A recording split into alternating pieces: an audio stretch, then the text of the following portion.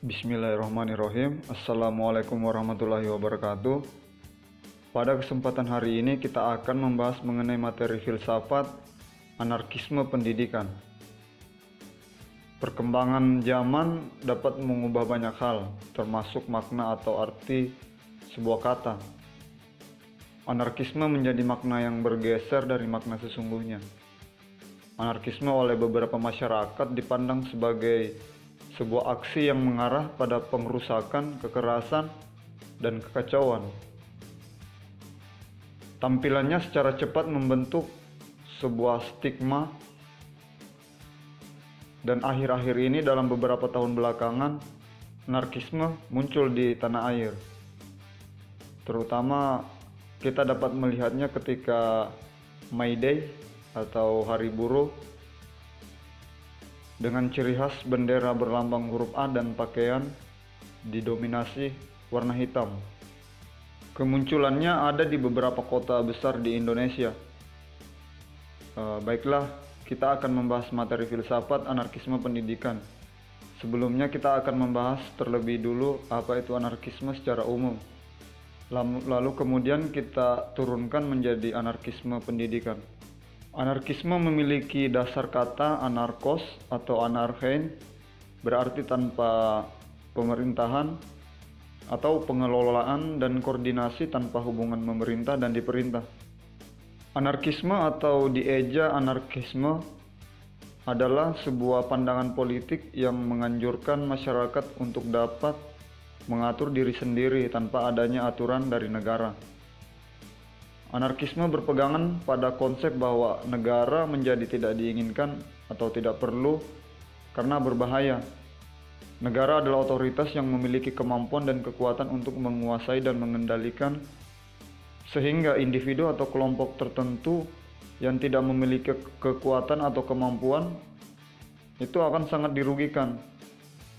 Mereka akan diperlakukan dengan tidak adil dan akan membentuk sebuah hierarki yang dapat menutup kesempatan serta potensi individu atau kelompok untuk dapat hidup secara bebas dan mandiri.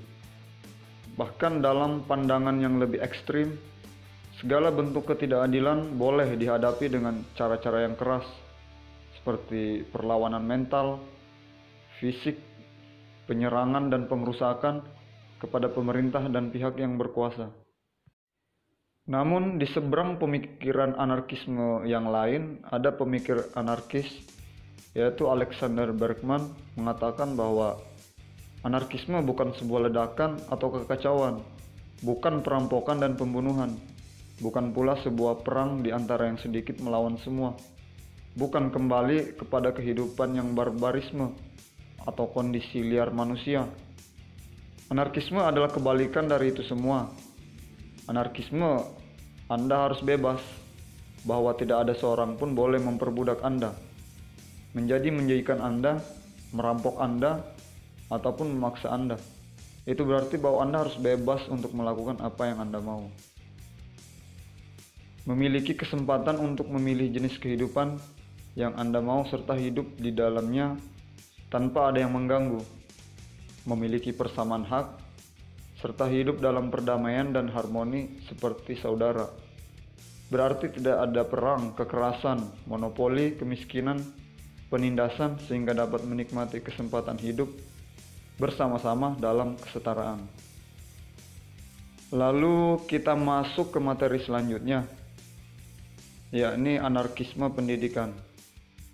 Anarkisme pendidikan adalah sebuah paham mengenai tidak diperlukannya lembaga pendidikan karena akan menutup bahkan mengekang manusia. Segala potensi yang dimiliki manusia perlu dikembangkan secara bebas. Bahkan Ivan Illich pernah mengatakan bahwa semakin banyak sekolah, semakin banyak orang yang tidak bersekolah. Lalu ciri-ciri umum anarkisme pendidikan. Nah, di sini ada beberapa ciri-ciri. Yang pertama itu menganggap bahwa pengetahuan itu adalah sebuah keluaran alamiah yang didapatkan dari kehidupan sehari-hari. Pengetahuan diperoleh dari realitas yang dapat diinderai dalam kehidupan sehari-hari. interaksi secara langsung dengan lingkungan, memberikan pengetahuan yang lebih kaya. Terus yang kedua, menganggap kepribadian sebagai nilai yang melampaui tuntutan-tuntutan masyarakat manapun. Seorang individu berhak menentukan sebuah sikap dan perilaku tanpa terikat oleh norma dan nilai yang diciptakan oleh masyarakat. Lalu menekankan pilihan bebas dan penentuan nasib sendiri. Jadi orientasinya lebih privasi. Kemudian menganggap pendidikan sebagai sebuah fungsi alamiah dari kehidupan sehari-hari di dalam lingkungan sosial logis yang rasional dan produktif. Pusat perhatian ada pada perkembangan sebuah masyarakat yang secara radikal meminimalisir keperluan akan adanya sekolah-sekolah formal. Lalu penekanan perubahan berkelanjutan serta pembaharuan diri di dalam sebuah masyarakat. Kemudian pembuktian pengetahuan secara ilmiah rasional atau berlandaskan perakiran-perakiran yang sesuai dengan sistem penyelidikan semacam itu. Lalu bisa disempurnakannya moral manusia di bawah kondisi-kondisi sosial yang paling puncak. Menganggap bahwa wewenang intelektual secara tepat ada di tangan mereka yang secara tepat telah mendiagnosis konflik dasar yang ada antara keperluan-keperluan individual dengan tuntutan-tuntutan negara. Lalu tujuan pendidikan secara keseluruhan. Tujuan utama pendidikan adalah untuk membawa pembaharuan berskala besar di dalam masyarakat dengan cara menghilangkan persekolahan wajib. Tujuan sekolah.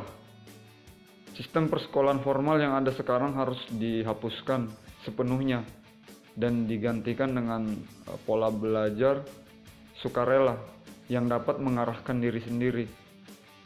Aksesnya bebas dan universal. Menjadikan anak-anak sebagai pelajar.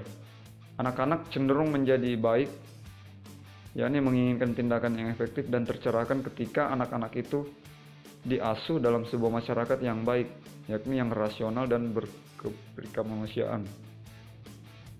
Anak-anak secara moral setara dan mereka mesti mendapatkan kesempatan belajar apapun yang mereka pilih secara pribadi demi memperoleh tujuan apapun yang mereka anggap pantas untuk dikejar. Lalu kurikulum dalam anarkisme pendidikan yang pertama itu penghapusan sekolah. Terus yang kedua itu kegiatan belajar yang sebenarnya hanyalah belajar yang ditentukan sendiri. Ini bisa berlangsung secara efektif di dalam masyarakat yang tanpa sekolah. Yang ketiga itu penekanan harus diletakkan pada apa yang relevan secara personal dengan mengorbankan pembedaan tradisional antara apa yang akademis, intelektual, dan yang praktis. Setiap orang harus bebas untuk menentukan hakikat dan sejauh mana ia akan belajar. Lalu metode-metode pengajaran dan penilaian menurut paham anarkisme pendidikan, yang pertama itu hasil belajar. Secara individual, siswa mesti menjadi penentu metode-metode pengajaran mana yang paling sesuai dengan tujuan-tujuan dan rancangan-rancangan pendidikannya sendiri. Lalu nilai disiplin dan hafalan serta lain-lainnya yang berkaitan dengan itu biarkan menjadi rahasia orang yang belajar itu sendiri. Guru adalah sebuah aspek yang bisa dihapus atau paling banter menjadi pilihan saja dari proses pendidikan. Kemudian penilaian atau evaluasi yang terbaik itu adalah penilaian diri sendiri yang harus difungsikan hampir secara eksklusif untuk tujuan persaingan diri. Ya, demikian tadi materi dasar-dasar Filsafat Anarkisme Pendidikan. Semoga bermanfaat. Terima kasih.